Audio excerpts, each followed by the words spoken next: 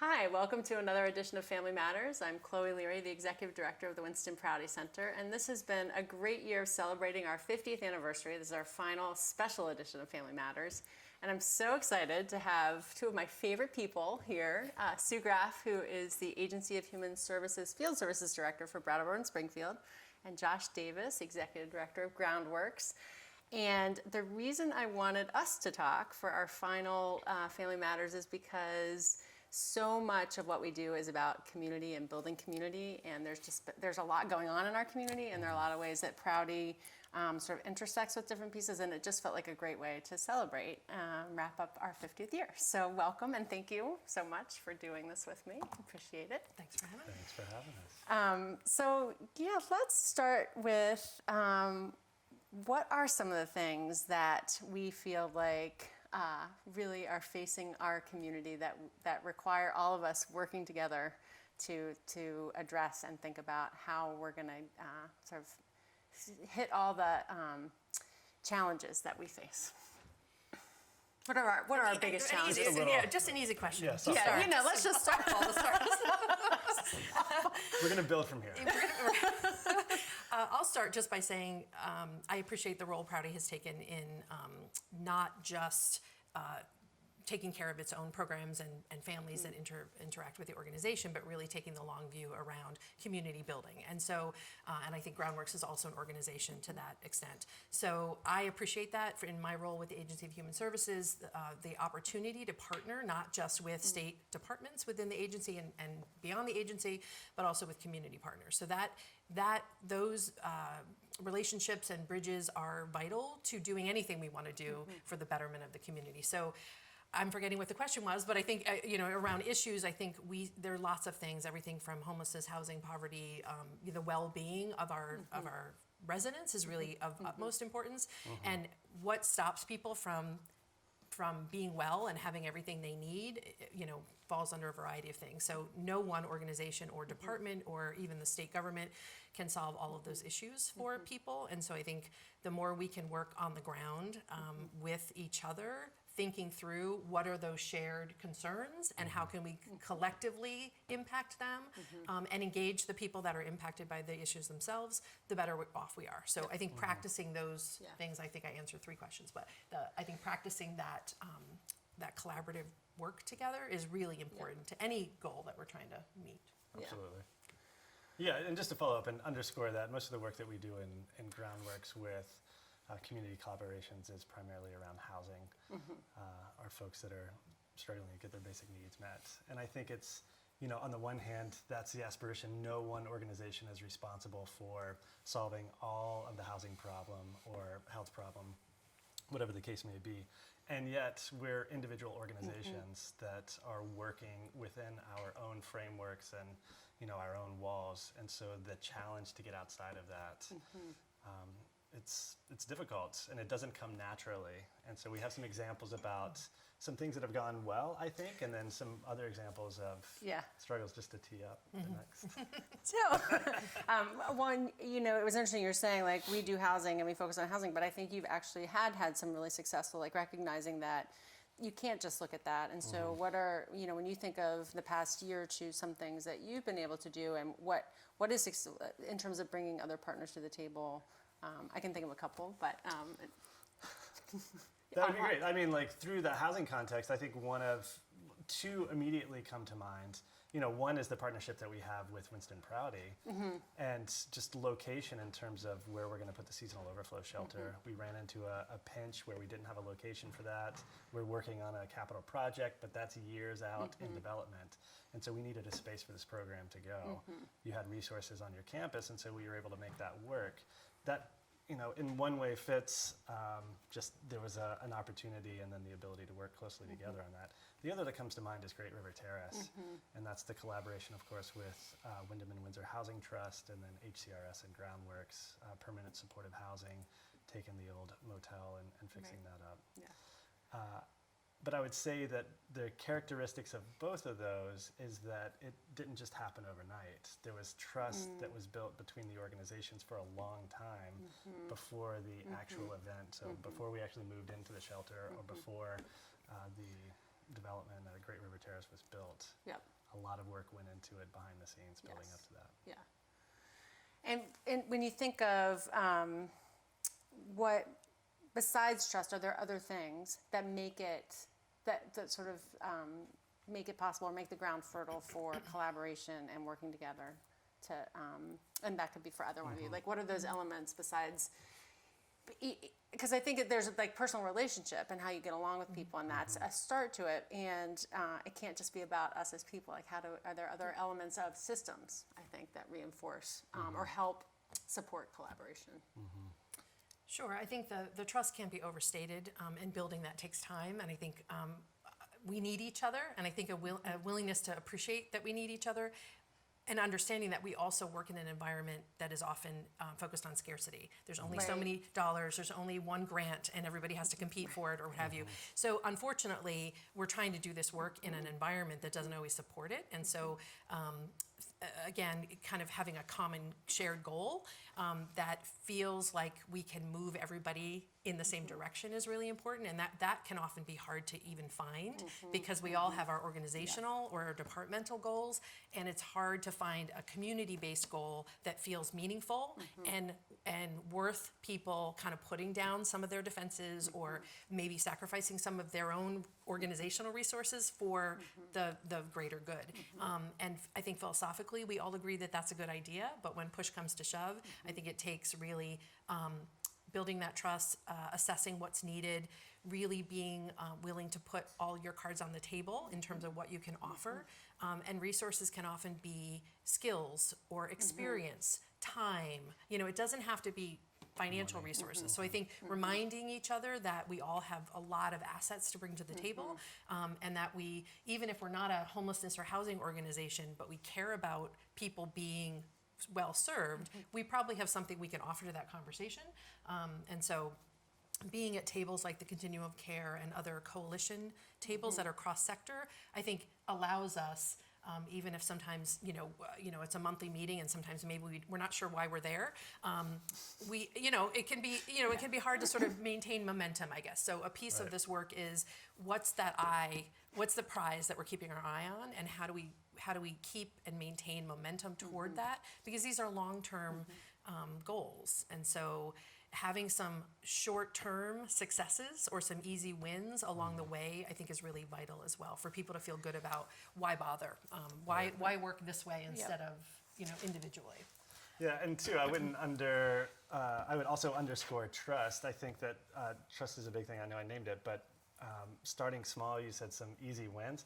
I also think some initial losses or some conflict that comes up can also be helpful. I think painting this picture that it's all going to go smoothly in a collaboration, as hard as we try, it doesn't always go smoothly, but it's working through those challenges that really helps to build the trust. Yes. And so don't want to lose that piece. But I also think this idea of a common agenda can, on the surface, seem like we have a common agenda, but once you start to dig down into it and we're starting to share resources and put things on the table, we might not be in quite the same page that we thought that we were to begin with. Right, that's a great point. You can agree on what the goal is, but there are lots of ways to get there, right? And so you're already maybe organizationally, have some strategies that you think are great or best practice, and then some of your partners may not agree or may be doing things differently. And so models like collective impact or results-based accountability sometimes can be helpful in sort of reminding or helping organizations commit to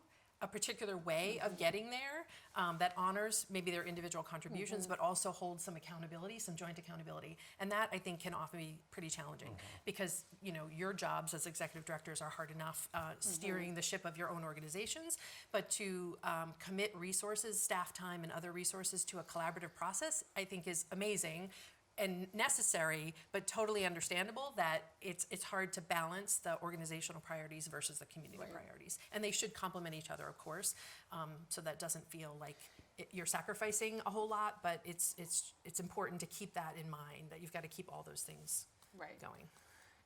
And that is our job, is to figure out how to contribute to a collective effort.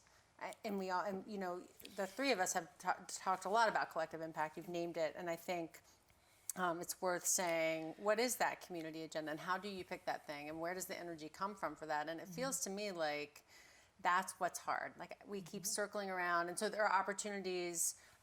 If you think about the campus planning process that Proudy's done, that you both participated in, and a lot of people in the community have. Like one of the outcomes of that and the energy that's created. I haven't really, I think, thought about how we got to a shared goal. It's like so I think it's an interesting, like if we were to think about the community and where we would start, or how to invite people, whether it's a short-term win to get to the longer-term wins. What's the structure? What's the mechanism that we keep bringing people to the table and inviting people into the conversation to even figure out how to walk in the same direction or row in the same direction? Like, where do those conversations happen, or is there some other place that something we need to create, some form or structure to have those conversations? So. That's a good question. Yeah, I think it's important, and I'm not great at this because I like to, not that I want to be all things to all people or feel like everybody is included. It can be hard to let the naysayers go. I think in a lot of these processes, the recommendation is the early adopters and the people that can get on board early are really your best way forward, and not to wait until you feel like you have every conceivable partner around the table. And that's hard because having been trained in coalition work and pretty specifically in substance abuse prevention around different sectors and making sure everyone's at the table, that shouldn't be sort of tokenism. It shouldn't be just, we have town government because we need town government. It should be authentic, and that's where that trust comes in. So I think sometimes you have to move forward regardless of things not being perfect. You have to make peace with things being an imperfect process. And not everyone in a community is going to agree that this thing is the priority. But if it's meaningful to people, sometimes there's a crisis. Right. There's something that goes on that just sparks the need for a response. That is often how these initiatives happen. It doesn't mean they're any less chaotic than when they're sort of planned out, right. But certainly identifying something that's data informed around how are people in our community not doing well, and why not, and digging into that. Why aren't they doing well? We often don't have enough information. So really understanding what brings people to a point of being homeless. It's not an easy answer. It's individual for every single person, but can we learn from are there some trends? Are there some conditions in our community that contribute to that being a problem? Right. So then what do we do about it? So there are different tables, because I think that a lot of that activity is happening, and it's how do we coalesce that into one place? Yeah, and I'm sitting here thinking about the question that you're asking is how does this start, or what happens, and some of the things that we've already mentioned. The COC, the Continuum of Care, is a long-standing table that's looking at higher level systemic issues that contribute to homelessness. And that was created because that's how you access HUD funding. So there's this external pressure to have that table. Right. You have the Proudy planning process, which is an organizational question that has community impact. And so it's the organization that's going out and drawing people together for a task force, a short term that I think will stretch into a longer term collaboration piece. We have this organizational, project focus where we're still involved with Wyndham Windsor Housing Trust around Great River Terrace, but it's not a huge table where we're inviting everybody in the community to come and talk about that. And then what we were just talking about right before the show started was Vermont Working Communities opportunity, which I'm sure not too many people know about because it was relatively quickly on the scene in the fall. We put in an application in Brattleboro. We just heard recently that our grant proposal, our proposal is not moving forward. But hopefully through that process, that was, I think that's an interesting one because it's the question, very open-ended question. What is an issue that this community needs to focus on? And through inviting many folks to the table, what we came back to was housing, and housing being an issue, or the most primary issue. Another one that I'm thinking about as well is COSU, the Consortium on Substance Use, and that was looking at primarily opioids, but substance abuse in this community, and also having this external mechanism for funding. And so there was money, and so I don't want to lose the fact that some of these collaborations are sparked because of funding and money that gets people to the table and hopefully holds people at the table. And so it'll be curious to see how the Vermont Working Communities group either stays together or doesn't stay together, or kind of morphs. I think that conversation has been rich and valuable, and I'm motivated to keep it together, but also concerned that without having a little incentive for organizations to participate, and we're not talking about organizations getting a lot of money from that, Right. but more so funding a process to hold these groups together, going back to models that work, having some sort of backbone or somebody or something that holds a group together. Because I think that people really want to contribute, right? So, right, the external structure, or there are external motivators, I think, that are not effective. So, like, chasing funding because it exists is never a good idea, because it has to spark somewhere, I think. But enough to tap into people's natural motivation to want to work together. That's been my experience both in Proudy planning and in the working communities process, is people really want to be part of a solution. And so how do we give them the opportunity to do that? Where does that live? And it almost doesn't matter what the most pressing issue is, right? I mean, or there is no objective most pressing issue, maybe. Right, you can make a case that, it's all important, and sometimes that can be the challenge is, we're not trying to prioritize one issue over the other necessarily, and sometimes that's a great point, there are these external motivators. Someone else has decided for a community that something is a priority, or there's a grant opportunity, and those can be motivating or they can be demotivating, because we certainly want to feel like we contribute to that, or we can decide for ourselves, but I think we have to be ready for taking those opportunities when they present themselves. And so I think in Brattleboro, the examples you've just given are ways in which the community was ready because we had practiced, through the Proudy campus planning process or other, the Great River Terrace example. Had you not done that project, maybe those partners, and I know Wyndham Windsor Housing Trust convened a leadership team to look at, some issues around housing in the community. So I think convening those partners wouldn't have happened as seamlessly as it did if there wasn't practice at collaborating or working together, or figuring out together what some shared goals are. So that's interesting. We actually, as a community, have some practice. We're building the muscle around this work already, both because of external sort of funding opportunities and internal motivations. Yeah. And so I think that question of how do we harness that and keep it moving forward, like what is that opportunity? And is it, I think maybe it's okay that it's diffuse. Like there's Wyndham Windsor's doing something, and Proudy's doing something, and Groundworks and Wyndham Windsor, like there are different places it's happening. And so I think for me, it's like, is that just okay? And we let that keep happening?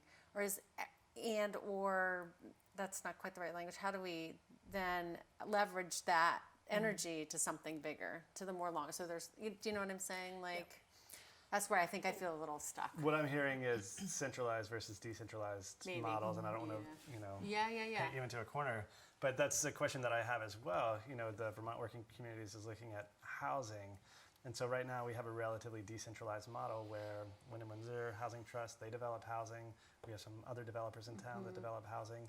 But a question that I had going into that process is, do we need, or would it be worthwhile to have an overarching housing strategy for the community so that we understand what our housing needs are and we have some targeted housing or places that we put our resources, as opposed to just saying we need more of this type of housing or more affordable housing. But that was one of the questions to explore with that group, and it's issue focused. So I don't know.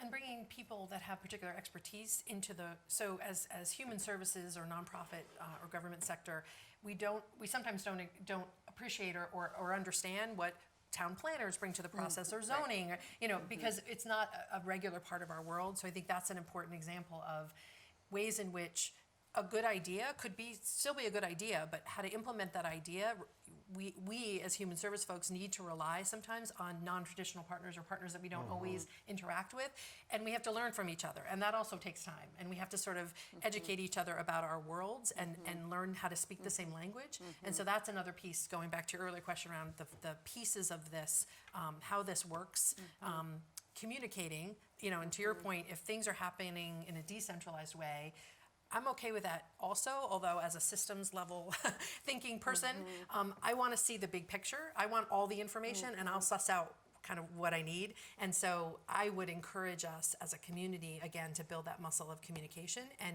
informing each other, and err on the side of that and being as transparent as possible rather than the other, because only then can we sort of start to have that master plan of where we're going with a particular issue. If something's happening in a pocket of the community that we have no idea is happening, we might end up working at cross purposes or just kind of wasting time or wasting resources. And I just sort of hate to when that happens, and it's inevitable to some extent, but I think we can, that's something we can practice as well. Is I'm not sure where that table is though. You know, there isn't sort of a Right. coalition of coalitions necessarily, although the Accountable Communities for Health table may be that place because it involves 30 or 40 organizations and partners in the community, might be a place where we could start to build a kind of a map of what's happening across all these different issues.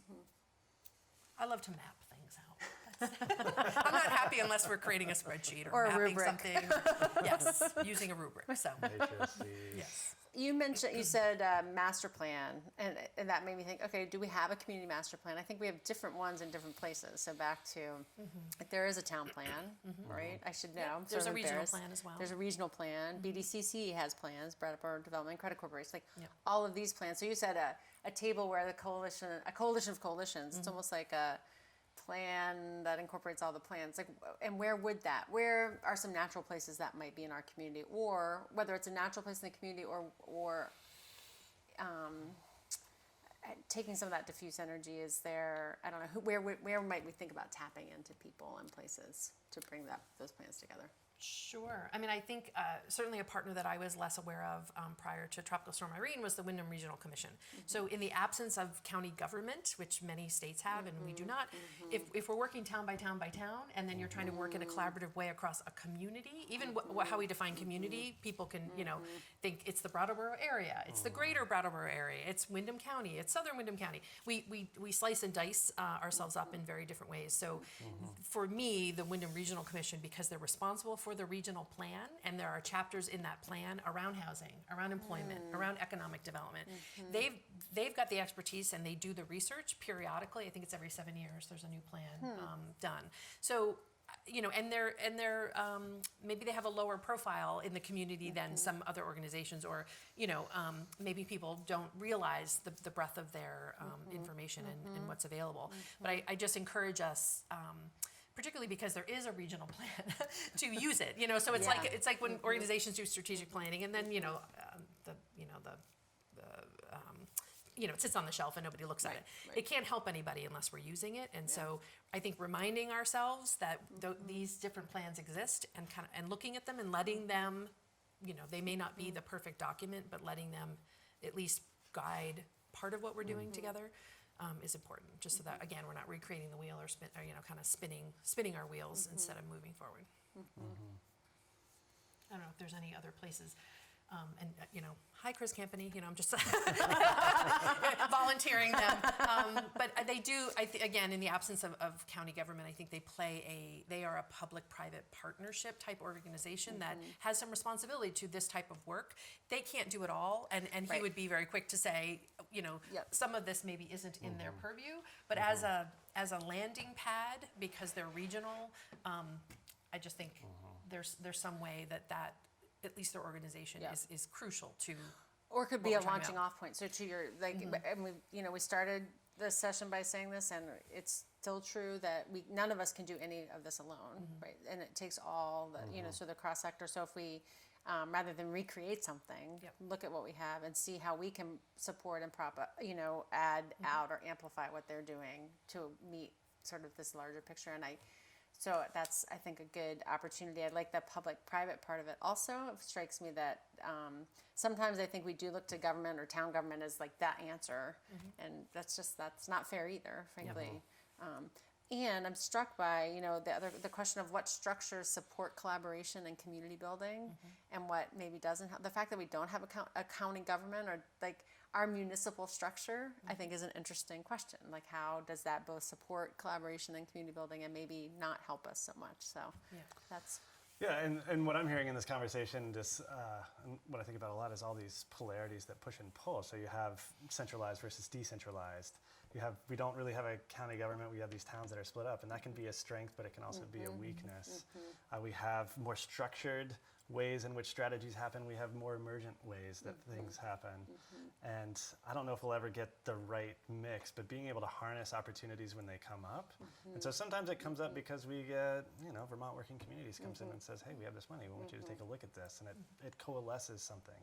Other times there's something in the community where one of us or somebody else in the community says, hey, I have this great idea. What about X, Y, and Z? And that idea was informed by going to the COC for 2 or 3 years and having conversations in the hallways after to say, this is really an issue.